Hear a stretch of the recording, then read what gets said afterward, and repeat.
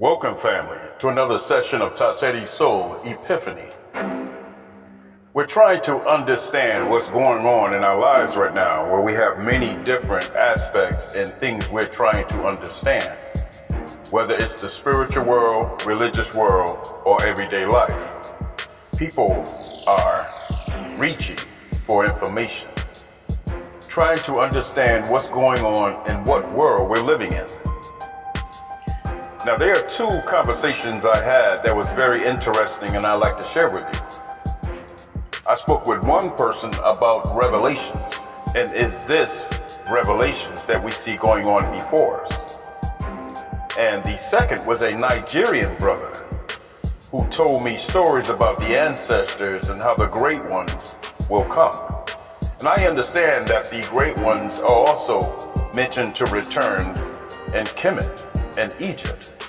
So let's get into that discussion.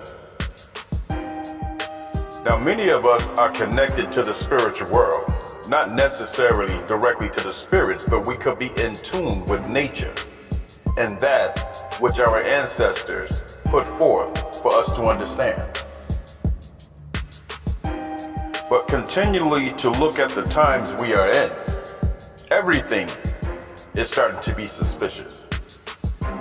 And it's starting to show that we are a very special people.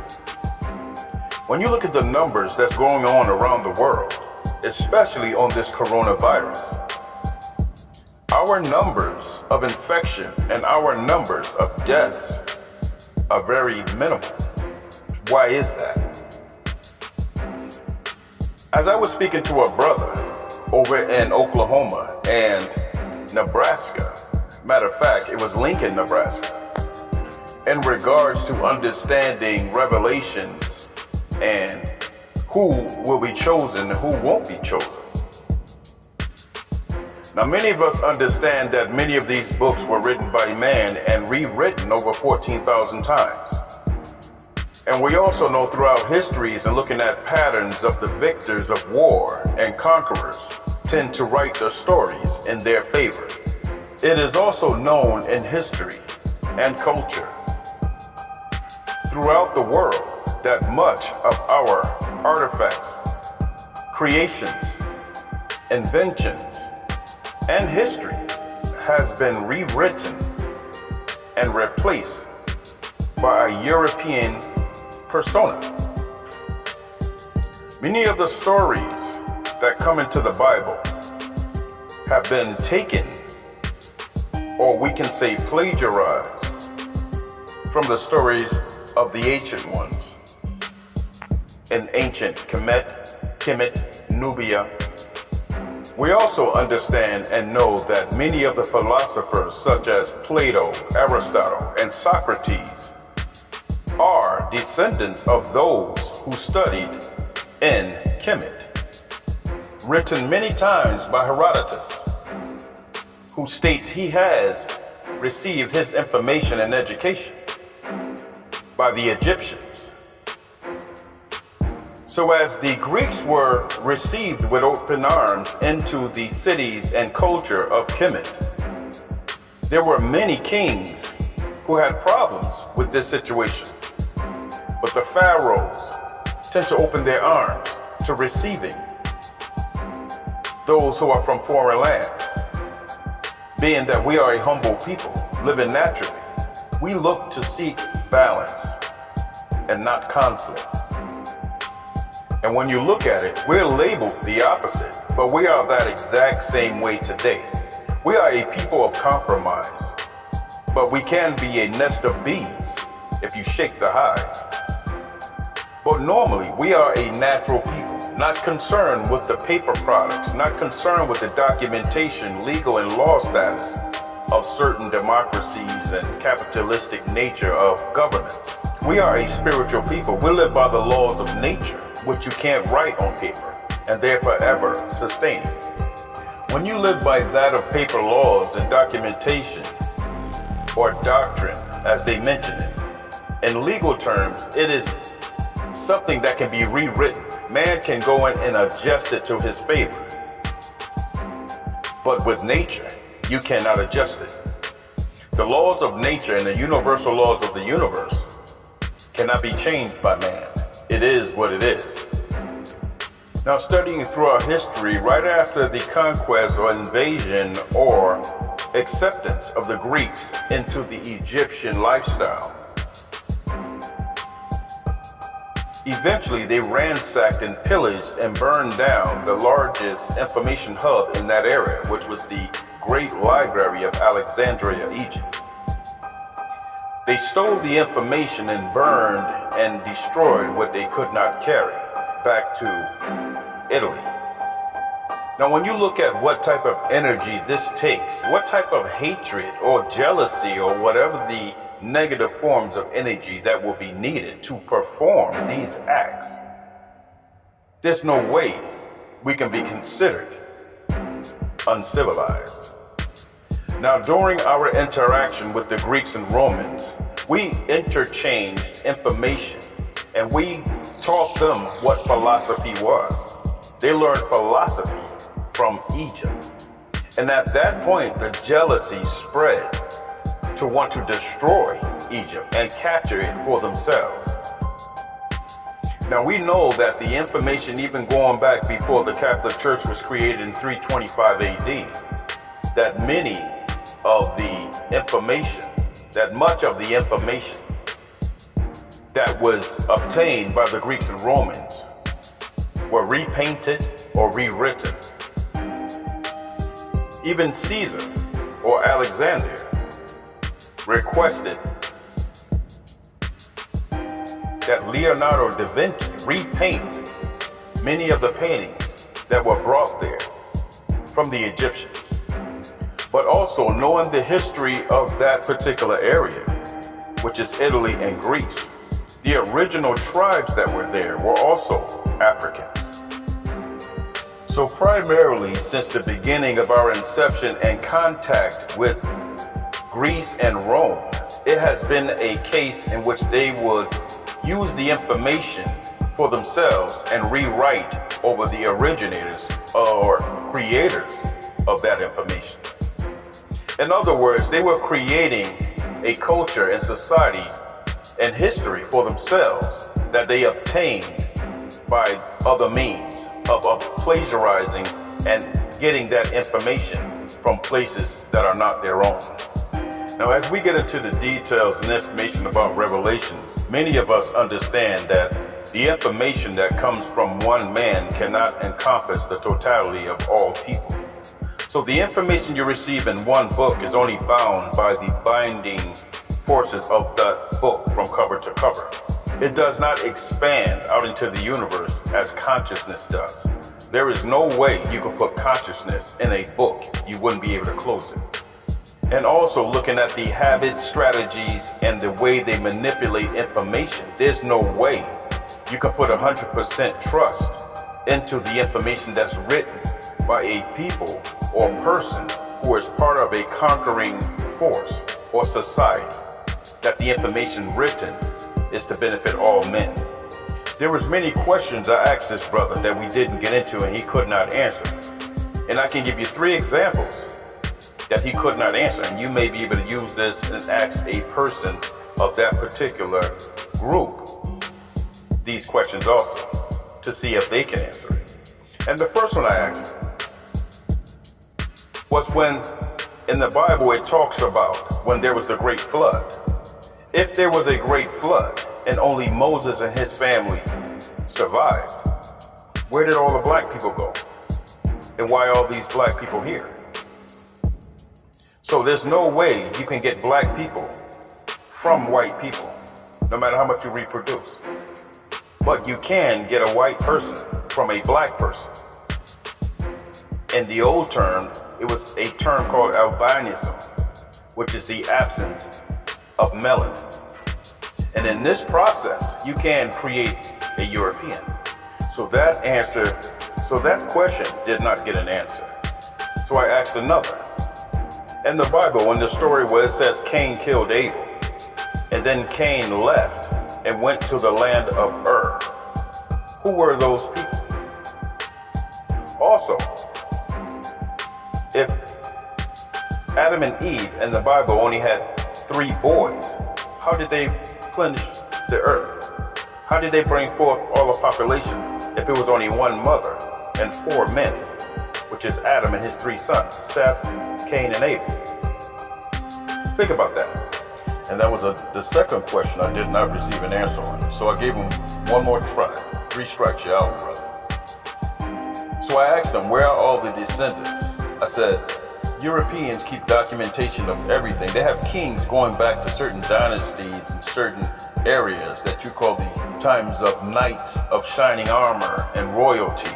But you mean to tell me the person you believe in most than all, you do not have any record of his family, descendants, the bones of any of them, so that we may rectify and justify who this person is? But yet, you give your mind, heart, and soul to that which you cannot have any record or lineage. If this person lived as a human all that time, then he has family on this earth right now.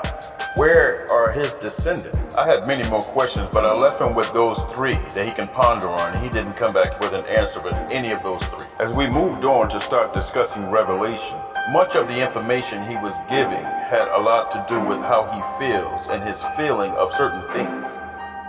And when I correspond his feelings to what has actually happened and the events that's supposed to happen in Revelation, which was a written imagery from a person who believed it was inspired by the thought of God. Much of what's going on in Revelation doesn't mention any specific group of people, but it does mention that there will be a separation of the wicked and the good.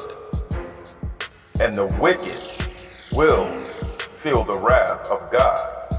There's no way possible that Africans or armies from the African continent can inflict pain and try to conquer other nations of the world to inflict the amount of damage that has been done for over 2,000 years. Now, corresponding what is happening with a spiritual force, a specific person or entity, many people, especially us as humans, like to put a face or a body to any type of force so that we can identify and be able to understand what that energy and force is.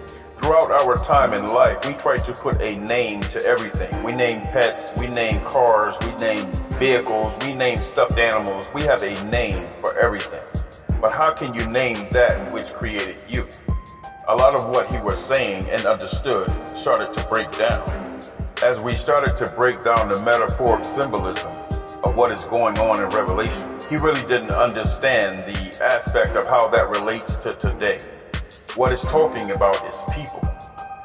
Revelations uses symbolism because Egypt used symbolism. Many of the natural states or anything in nature, the Egyptians would put a metaphoric, animalistic persona to the energy or event. So this particular guy was really expecting a dragon with 12 heads and crowns to really appear, with the harlot on his shoulder, as well as Antichrist, and the beast shall come from the oceans. As I explained to him, when you look at Revelations, even when you take it back to the metaphoric state of Africa and Kemet, nothing will come out of the ocean, it will come across from the oceans. If you look at the continent of Africa, it's surrounded by water. So the invasion and the wickedness will not come from within, it will come from without. So when you look at the crowns and the different heads of the dragons, you can look at the European nations that's mentioned in the Berlin Conference that broke up Africa. It gets deep, family. It connects to you. Now, the metaphoric symbolism of the Antichrist is a person that is not of Christ. So when you look at a nation that joins with another nation that doesn't believe in what they believe, how can that be? Many of the nations around the world join forces with our nation, being that we call ourselves a Christian nation, but we do not have Christian values. How can you profess to be righteous and try to live a righteous life when you yourself are committing that which is not righteous? So much of the information that being interpreted in Revelation depends on who's doing the interpreting. Usually the person who's reading the story going to bend the truth or bend that information to benefit them and those who believe what they believe. But when you look at the actual events or what has happened around the world, there has never been any nations in Africa owning nuclear weapons and trying to conquer other nations around the world. Africans usually are humble. They stay within themselves. They live in a life of balance. They are very humble people and welcoming. And this usually was their undoing by accepting an open-armed approach to everyone. As we spoke more and more about the information of the situation dealing with the times now and Revelation, he started to unravel. But I had to remind him that this wasn't a conversation about trying to battle him or be contradictory or controversial to what he's saying. We started the conversation to compare Revelation to what's going on now. So what started to happen is he started to get emotional once he didn't have any information or a defense and started to look at me as an adversary or a controversial figure to what he believed. I had to reiterate to him that I'm not your adversary. I was not there to be a confrontation to what you believe. We started the conversation discussing how Revelation is dealing with today's coronavirus situation.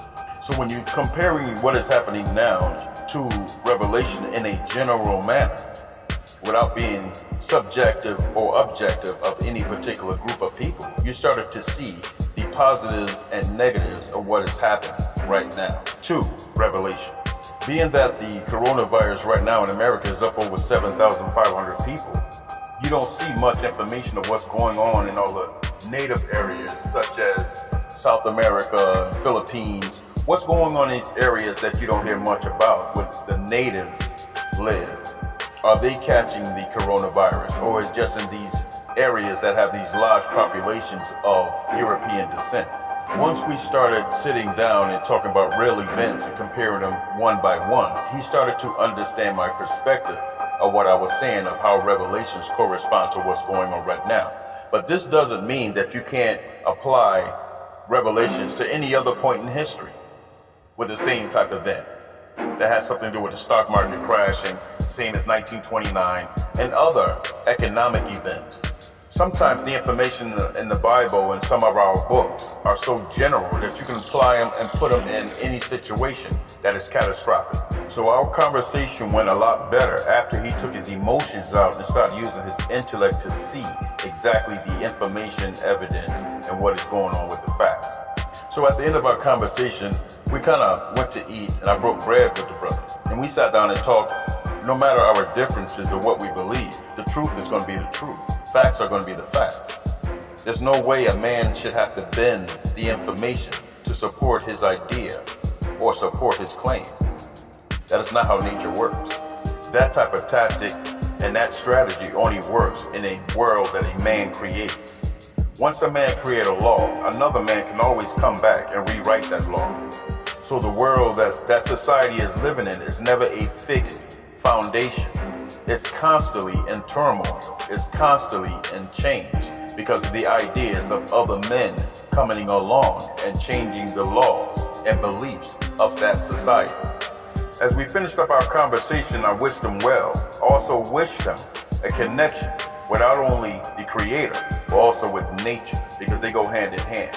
Other religions really don't connect with nature until you get into those religions that deal with meditation. But definitely the major three definitely don't deal with the ancestors at all. They really don't deal with your past. They want you following their past. So this ended up the conversation with the guy I was talking to over in Nebraska, over in Omaha and Lincoln. Though we had a difference of opinion on much of what we talked about, at the end of the day, we were cordial. We were respectful of one another. But one thing he had to admit, there's a lot of information that he had to check on what he believed. Now the second conversation I had was the brother from Nigeria who was talking about the ancestors and the return of the great ones. And he has some very, very interesting things to say. So I would like you to return in part 2, being that I didn't want to throw everything into one long video. This way you can break it up. Take a break, in return for part 2. Don't forget to like, share, and subscribe to our content. Share this content with at least 5 people you know so that we can grow the Tasedi Kingdom. So I look forward to seeing you in part 2. Thank you for listening. PHARAOH J. Tasedi.